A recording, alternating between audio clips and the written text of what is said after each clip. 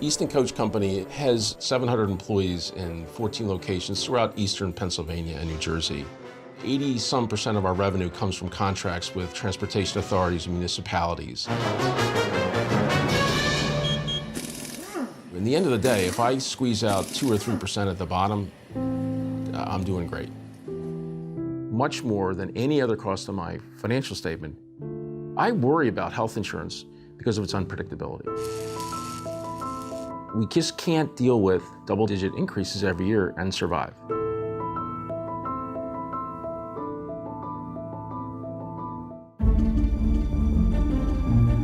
Over the last 10-year period, healthcare costs have grown radically.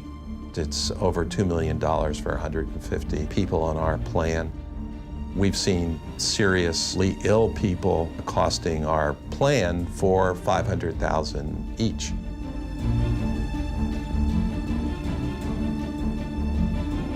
A driver for us was diagnosed with a condition that is going to cost me at least $200,000 this year. It could cost me that for several years. There's no surgery. It's all drug treatments. They aren't rare conditions. The things that people who work for me are going to get.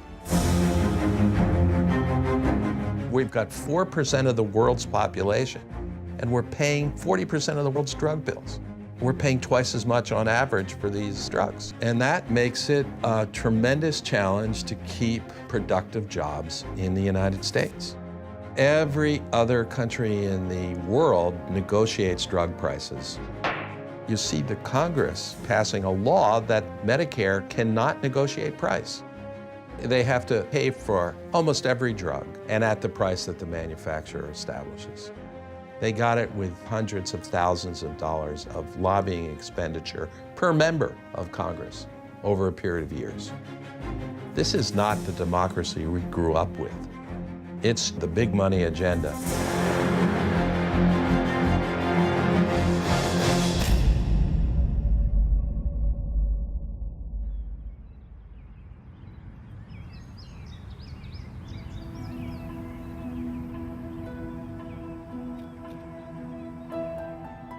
Every law and rule is scrutinized by lobbyists, and that ensures that, in combination with the contributions, that every law and rule is spun to the advantage of the special interest, which means that almost nothing is ever advanced, in the common interest, which fundamentally undermines the republic.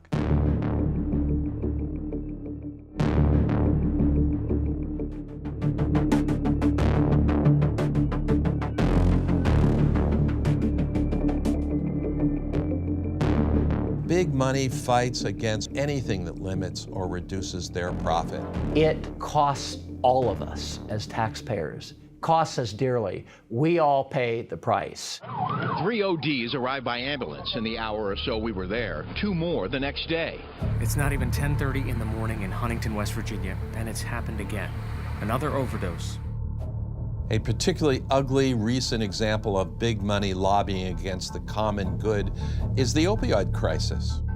This is where I now come to see my son. Ew, it's so big. It's so out of control. Thousands of Americans are dying every year in a massive epidemic of opioid addiction, fueled by the pharmacy industry and the major corporate distributors who work with them. The DEA did the best they could, and they were prosecuting a lot of people, and they were prosecuting these pill mills and these doctors who were just setting up shop to sell opioids. But then there were things that went on with lobbying Congress for laws that basically tied the hands of the DEA. James died in 2014, in August. At the time, he was struggling with addiction, and I was a member of a parent support group. I believe we've now lost 22 children from one small support group, and we are losing 58,000 people in this country to overdose every year. Of those people who die of a heroin overdose, 80% of them became addicted first to prescription painkillers. I didn't really think I had to talk to my son about drugs that were prescribed by a doctor. Jake was an awesome kid. When he walked into the room, his eyes just sparkled when he smiled, and he was always laughing and happy. He was going to college. He had a job. You know, he had lots of friends. He had a bright future ahead of him. One small town in West Virginia of 390-some people got shipments of 9 million opioid pills over the course of a few years. The DEA whistleblowers we talked to said that happened again and again and again. With over $100 million in lobbying money and millions in campaign contributions, Farmer was able to pass a law that severely restricted enforcement. Why are these people sponsoring bills when people in their backyards are dying from drugs that are coming from the same people that these bills are protecting? I don't know how any politician voted to gut the enforcement of the regulations around opioids. It's reprehensible. Congress's restriction on the DEA's ability to do strict opioid enforcement is just one tragic example of the damage done by the big money agenda. Just as Big Pharma manipulated Congress to protect their distribution of dangerous opioids, Pharma has also made sure that Congress protects its ability to impose higher and higher pricing on the medicines that people need. Prices for branded drugs are generally twice what is paid in other countries. Out-of-control pharma prices cost us all in higher insurance premiums, higher taxes, and flat wages.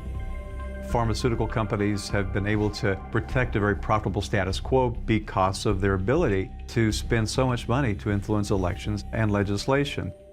Big Pharma alone spent $2.5 billion in the last 10 years lobbying Congress. It cost our citizens billions of excess dollars and forces millions of our citizens to avoid taking the drugs that they need. Big money fights against reform across a wide range of issues. The influence of these different sectors, from pharma to the fossil fuel industry to the chemical industry and the like, are exerting tremendous influence on the politics here in America through the influence of their monies being poured into elections and lobbying. But we also see them pouring money into the U.S. Chamber of Commerce. And that's really working at the detriment of many other businesses across the country. The U.S. Chamber of Commerce does not represent small and medium-sized businesses like my business. The U.S. Chamber of Commerce is a reliable ally for big business, for the pharmaceutical industry, for the insurance industry, for any industry able and willing to write a big check to the U.S. Chamber. And with that big check, they can get assurance from the Chamber that they will lobby on the industry's behalf. I've run political campaigns for 20 years. I have told people at local Republican meetings for 2 decades that the U.S. Chamber is not your friend. The Chamber and big business are the friend of whoever just won.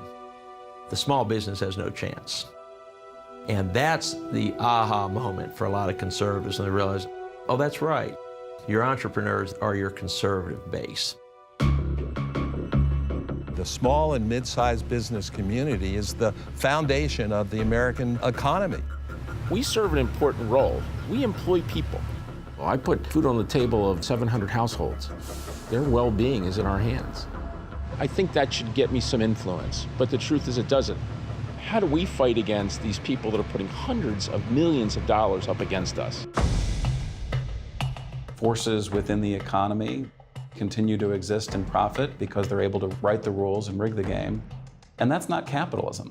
That's 100% cronyism. Cronyism is when big money people fix the rules of the game. As a business person, I'm offended by cronyism. I want a level playing field. What we typically see in crony capitalism is a situation in which very large corporate interest or special interest are able to keep small businesses from getting into the marketplace. Whenever a patent period for a significant branded drug comes due, the company will go to its allies in Congress. They will do everything behind the scenes to prevent generics from coming in and lowering our prices. That's cronyism. inaction. Whenever a piece of legislation comes before Congress that would have a broad positive effect on the common good, it either gets derailed or gutted. Things that the American public want just aren't considered seriously. There may not be any better example than the debate over health care that led to the passage of the Affordable Care Act. We are done. During the debate over what became the Affordable Care Act, more than 4,500 lobbyists swarmed the Capitol. That's 8 lobbyists for every member of Congress. $1.2 billion was spent overall. Pharma alone spent $266 million to make sure that the Affordable Care Act would not include any controls on drug prices.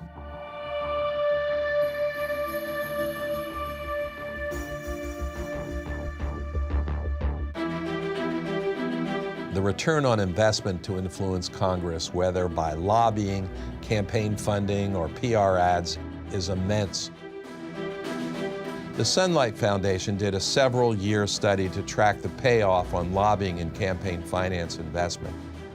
They found that while Big Pharma spent tens of millions of dollars lobbying to prevent Medicare from negotiating drug prices, it got pharma tens of billions of dollars in profits in return.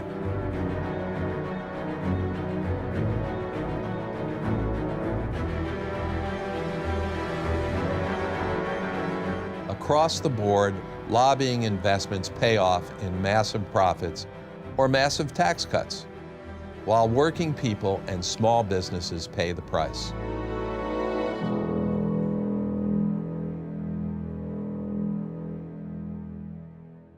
The current political system denies citizens equal representation inside of a representative government. Our democracy is at stake with this issue. What our founding fathers had in mind about the principles and the integrity of our system.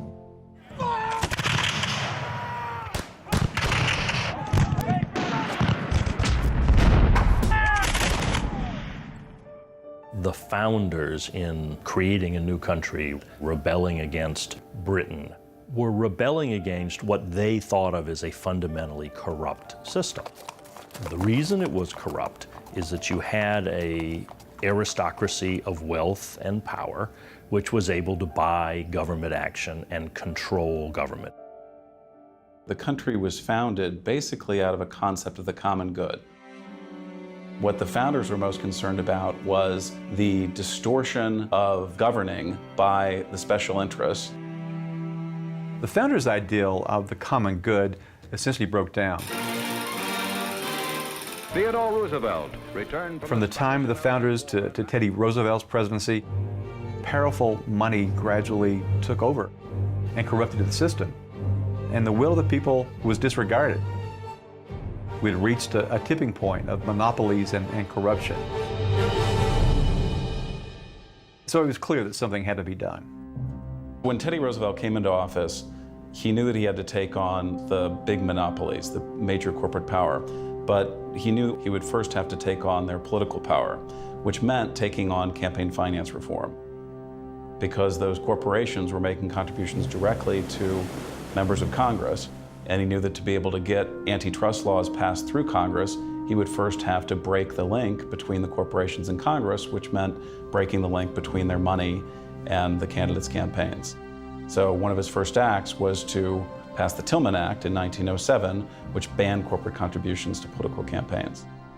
So the history of the U.S. is a history of the ebb and flow of corruption and money that infiltrates our system, leading up to the 1970s when massive campaign contributions were once again corrupting the system. People have got to know whether or not their president's a crook. Well, I'm not a crook. With the Watergate scandal and the corrupting influence of money on our politics, the public was pushed to the tipping point and demanded reform. The question is, how long is the American public going to put up with a small group of men and organizations determining the political process by deciding who can run and who can't run?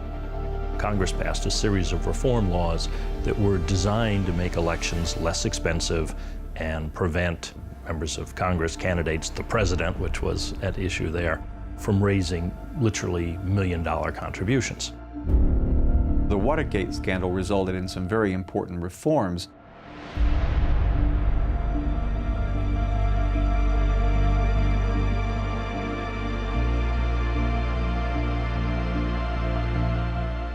Most Americans wanted to clean up politics right after Watergate. A Republican president said the times demand this legislation.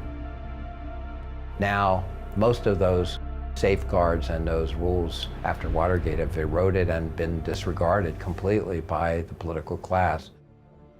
We thought we had corruption under control, but again, corrupting money flowed back into our system.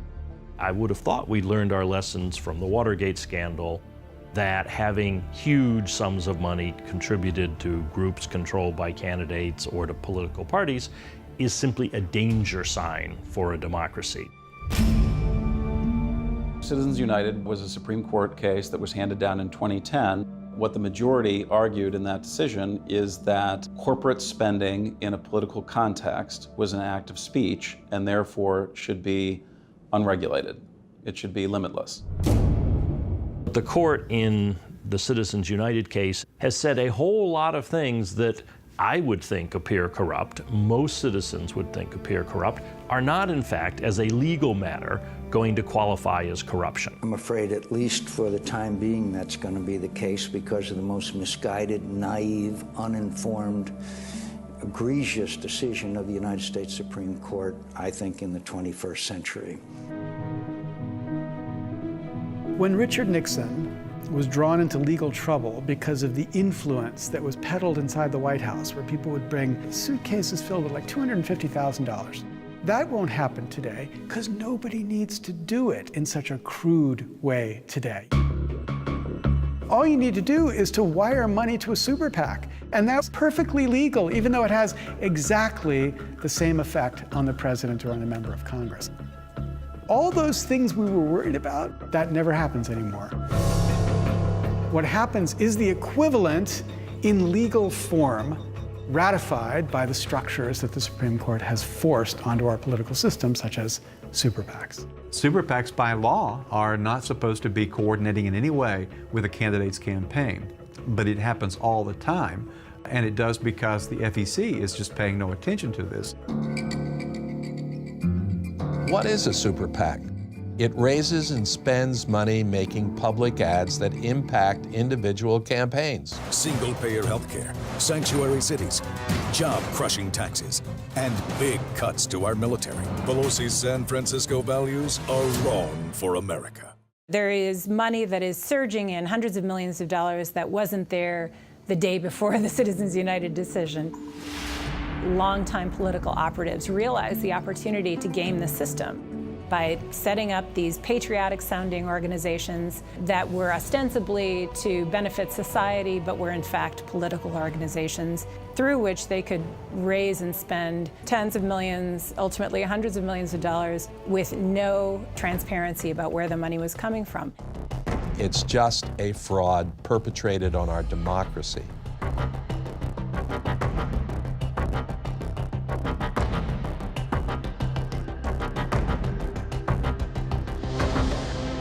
By federal law, there's a legal limit on the amount an individual can directly donate to a candidate for Congress. The current maximum is $2,700 per election. The law was passed by Congress to minimize the influence by an individual on the political process. The very idea of campaign donation limits has been undermined by super PACs. Super PACs can funnel unlimited amounts of money that support the candidate, but technically are not coordinating with the candidate's campaign. And the money can be given anonymously. Super PACs pump in millions of dollars running negative ads, often spending more than the candidate's official campaign. Unlimited and anonymous money in campaigns is fundamentally undermining the democracy. It's against the expressed intent of Congress. The Citizens United Supreme Court decision opened the floodgates to unlimited dark money.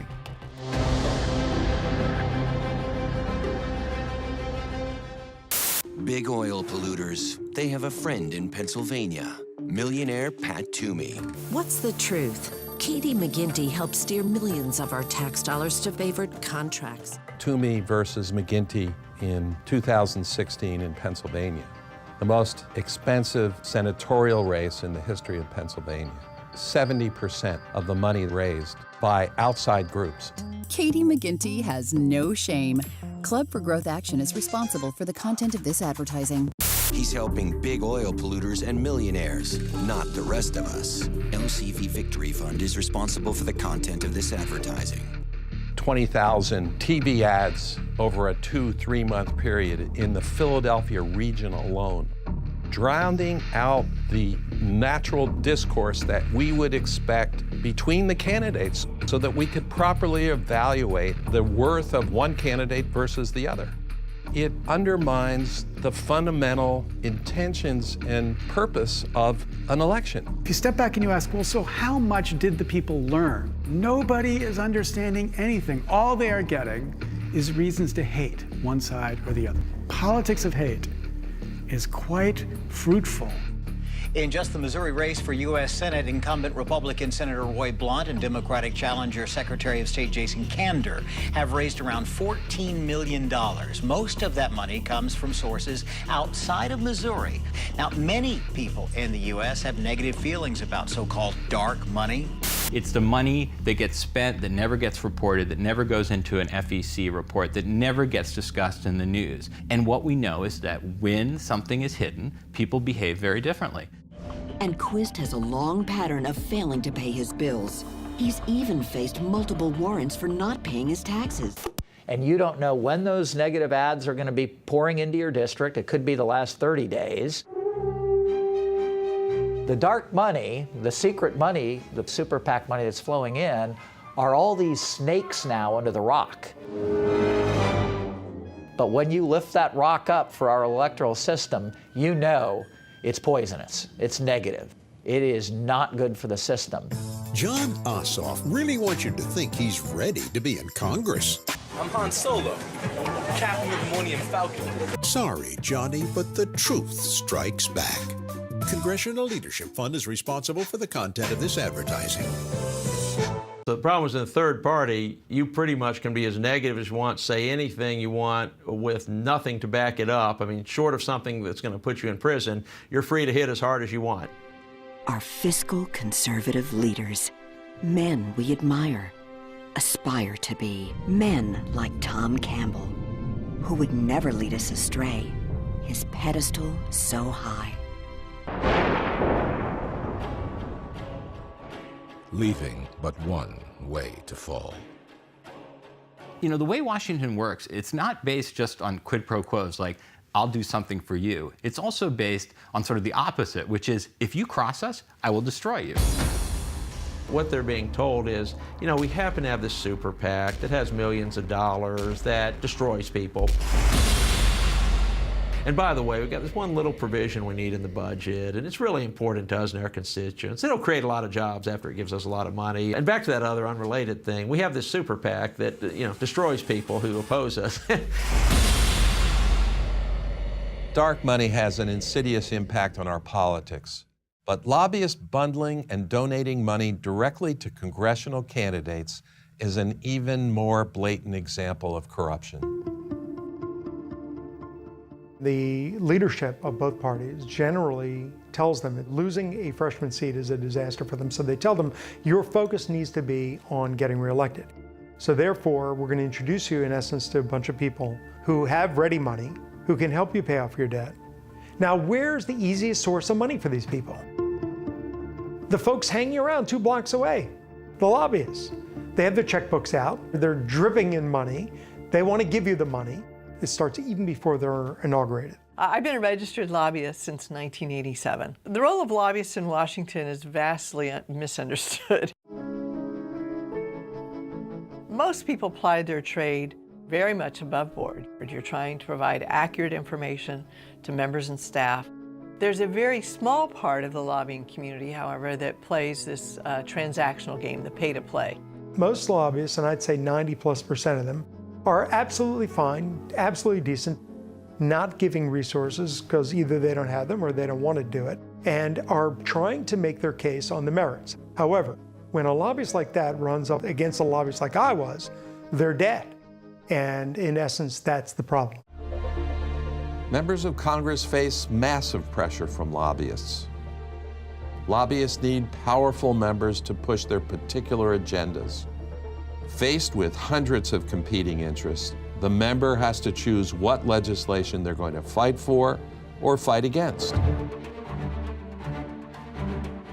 Lobbyists who raise campaign funds know that money will give them an inside track in pushing their agenda. They'll have a big advantage over lobbyists that don't put up money. It's good old-fashioned pay to play. Money is a clear, corrupting influence. Fueled by the power of campaign contributions, members of Congress go to work for their donors, maneuvering legislation through Congress or fighting to stop bills their donors don't want. Lobbyists should not be allowed to give anything of value to a member or to his or her campaign or to a political party.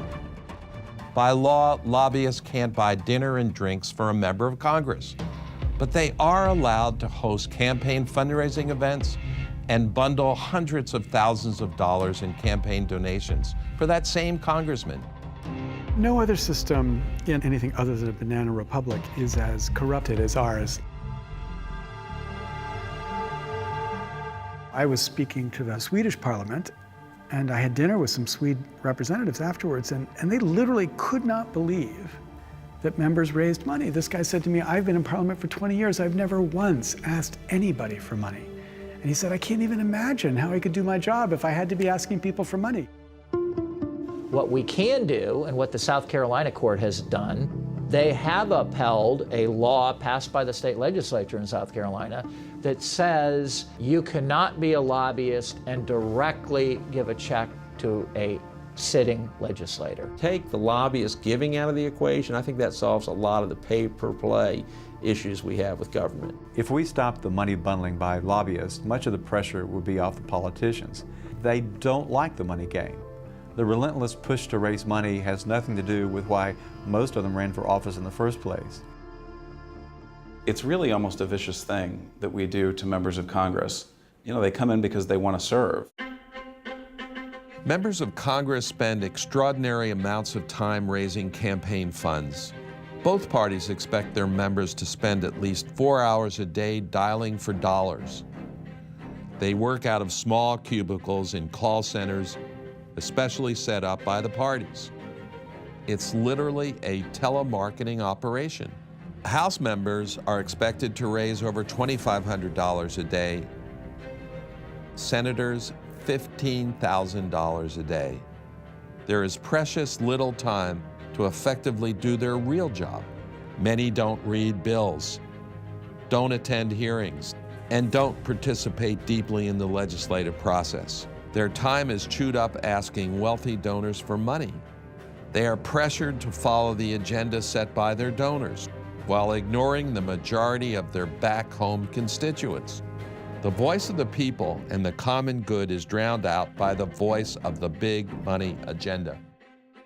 They do not like having an intern come over from their respective party, take them over for call time, make them sit in a little cubicle, feed them Twinkies and soda to keep them going, and call people and ask for money all day. That's not why anyone ran for Congress. You're simply on the phone dialing wealthy individuals.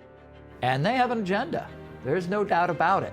They're not taking your call to be nice to you. They want to tell you what their agenda is.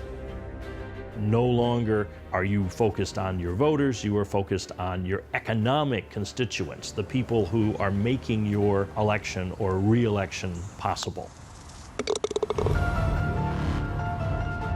They are on the hamster wheel of dialing for dollars day in, day out in order to be able to be a viable candidate in the next election. We hope they're squeezing in time for briefings, for study, for careful consideration of the weighty issues that we ask them to grapple with on our behalf.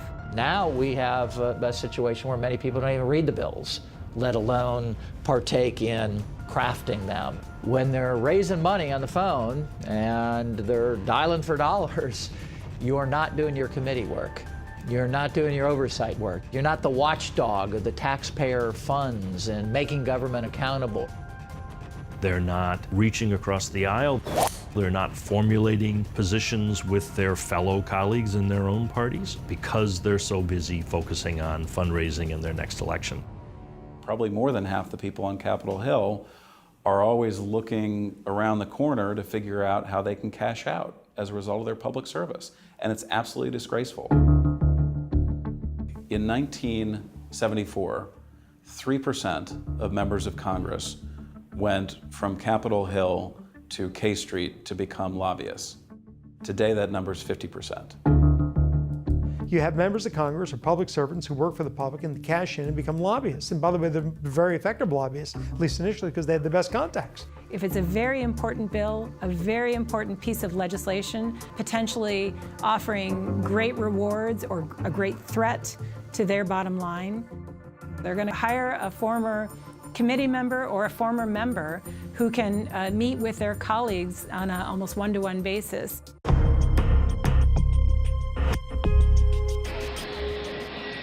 One of the many reasons why it's so attractive for members of Congress to leave office and become a lobbyist is because they make 10 to 20 times as a lobbyist what they could make as a member of Congress. Pharma has an especially strong revolving door. It has nearly 1,400 registered lobbyists, and 65% of them came through the revolving door.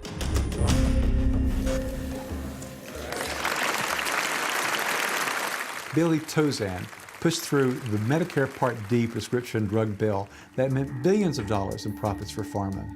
He left Congress and went to work for pharma as their chief lobbyist. He made more than $19 million between 2006 and 2010. So there needs to be a longer period of time before a member of Congress can go into a lobbying job. If you had a 5-year period before you could lobby Congress, that, it seems to me, might change what is now being seen as sort of a tryout for being a lobbyist.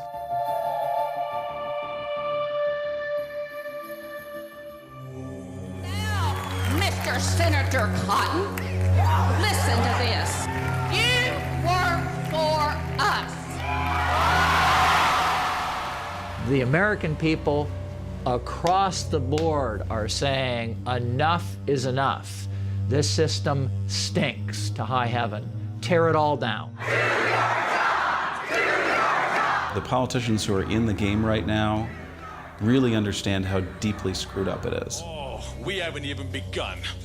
I'm not done with you yet. I got the mic, and I'm not going anywhere. Turn off the power. I got a very loud voice.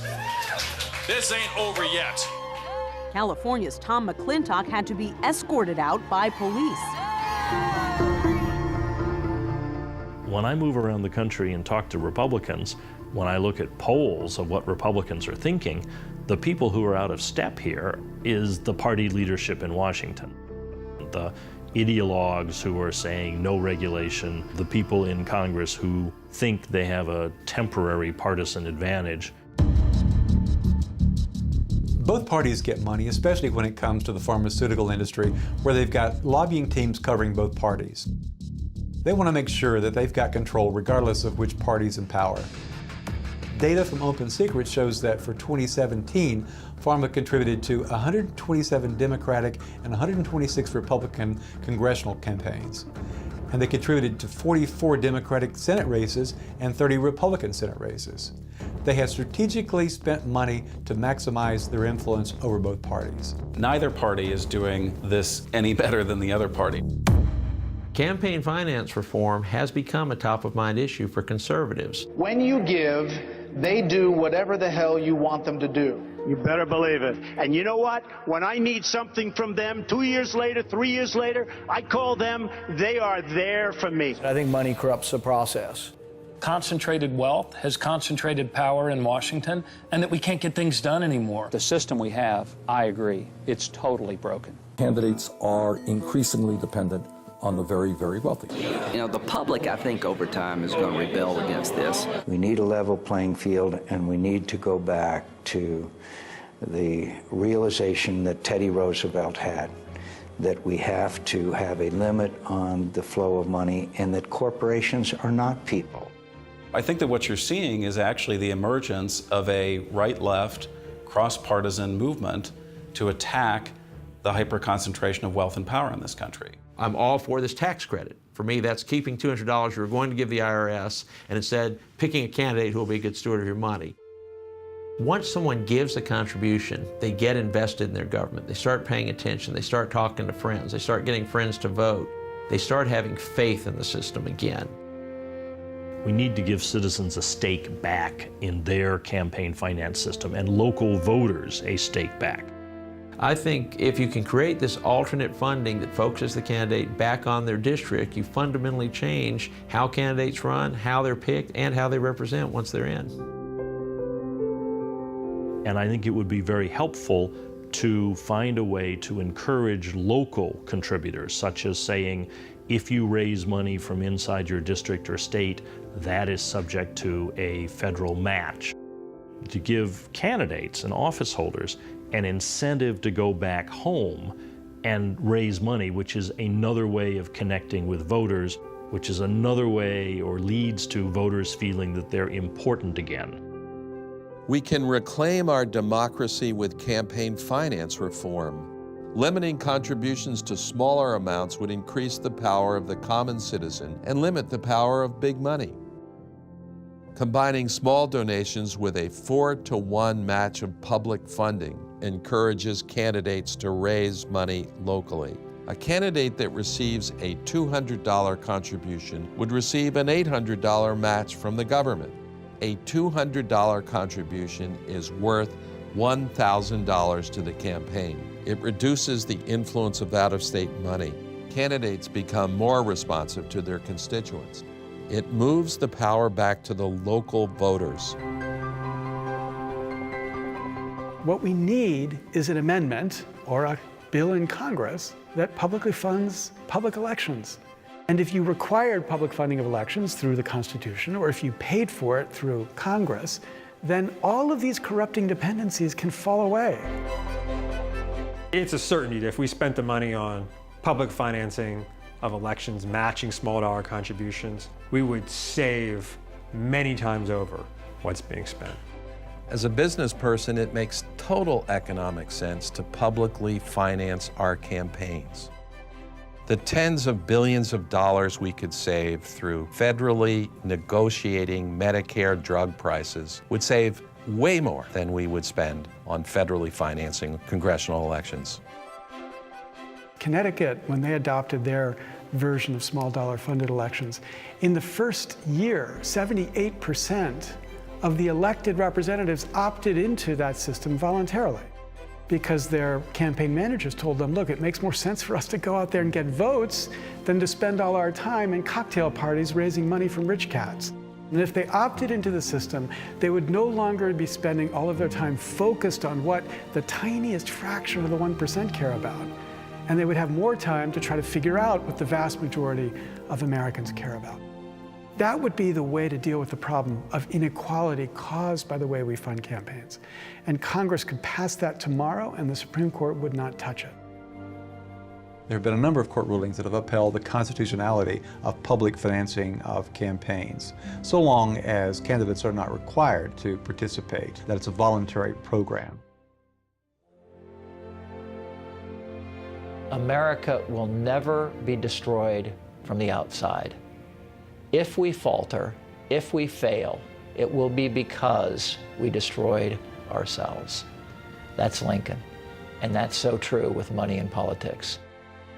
So it comes down to a question of our own soul as a country and whether or not we're ready to fight back and force our elected officials to pass the kinds of laws necessary to clean up this mess. The biggest challenge we face in reform is to convince the public there's a reason to believe we could actually succeed in reform. Nobody in the public is against the idea of reform. They just don't believe there's anything you can do about it. There's this visceral and understandable anger on the part of tens of millions of Americans, which they're expressing in opinion polls, saying, hey, Washington, wake up. Stop this game. We want it stopped. We're prepared to take action. Stop ignoring us. The only way you fight back against money is to go and organize and to become involved in that system and to hold your elected representatives accountable. And you want to stand there, expect us to be calm, cool, and collective. Wow, what kind of insurance do you have? We have to just simply say, we are powerful, and start acting that way. That changes the public mood, it changes the political dynamics, and it changes the power leverage in our political system. If you look back at the civil rights movement, you look back at the women's movement, and the environmental movements, and even if you look back at the Tea Party movement, there's pretty good evidence that when people speak up and get organized, we know reform can be done. People have got to be willing to invest the time, the energy, their bodies themselves, and their passion. There is a movement in opposition of the big money agenda rising up across the country. We need to join these national organizations that exist and are actively pursuing legislation to stop this. The business community must participate in this movement. There is growing support for an amendment to the Constitution that would address many of the problems created by the Supreme Court's decisions on Citizens United and other court cases.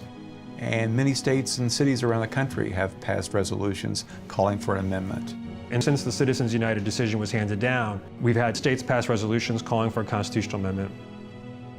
In Colorado in 2012, when they voted for an amendment to the U.S. Constitution to get back to controlling political money, there was virtually no difference between Republicans, Independents, and Democrats. They all voted within 70 to 75%, and it carried every single county in the state. We don't have to wait on Washington to address all the problems associated with money in politics, but lawmakers in Washington should look to see what is happening in the states. A lot of states and cities have passed laws that address money in politics, and many of them have created public financing of campaigns locally and at the state level.